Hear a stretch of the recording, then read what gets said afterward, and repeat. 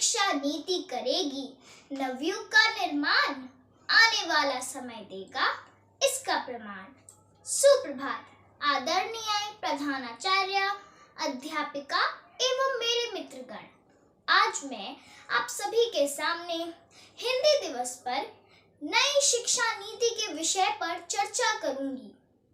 अशिक्षित को शिक्षा दो, अज्ञानी को ज्ञान, शिक्षा से ही बन सकता है भारत देश महान। भारत देश महान। शिक्षा क्या है? शिक्षा सभी की मूलभूत आवश्यकता और अधिकार है। अपने लक्ष्य को प्राप्त करने और एक न्यायपूर्ण समाज के विकास में मदद करने के लिए हम सभी का शिक्षित होना बहुत ही आवश्यक है। इसी तरह शिक्षा किसी राष्ट्र के राष्ट्रीय विकास में एक महान भूमिका निभाती है। विद्यार्थी करे अपने सपने साकार, नई शिक्षा नीति का यही है आधार।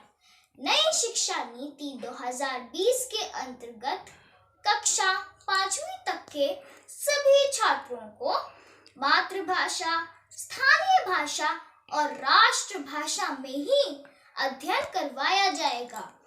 नई शिक्षा नीति के अंतर्गत कक्षा 10वीं की बोर्ड अनिवार्यता को खत्म कर अब छात्र को केवल 12वीं की परीक्षा देनी होगी। कुछ चाहत थी, कुछ सपना था, जीवन में कुछ कर दिखाने का।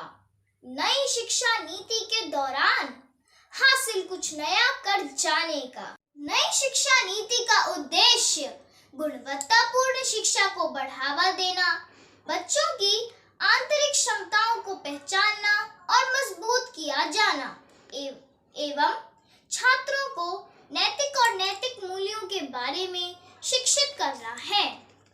छात्रों को अपनी पसंद के किसी भी विषय या पाठ्यक्रम का चयन करने का। नई शिक्षा नीति बच्चों के समग्र विकास पर केंद्रित है।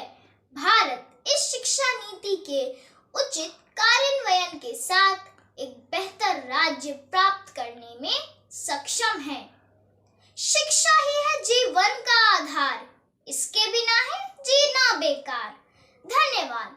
आपका दिन शुभ हो। Please subscribe my channel and hit the bell icon so you get notifications every time.